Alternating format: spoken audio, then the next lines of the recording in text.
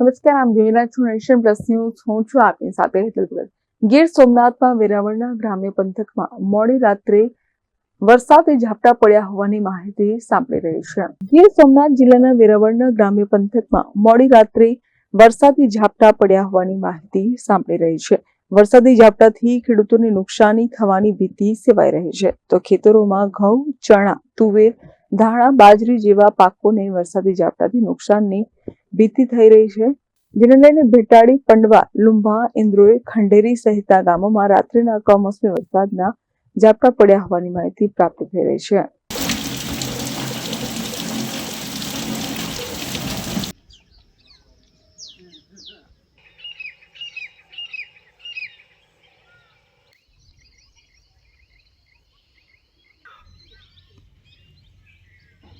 Mahesh Tode, nation plus news, Gir Somnath.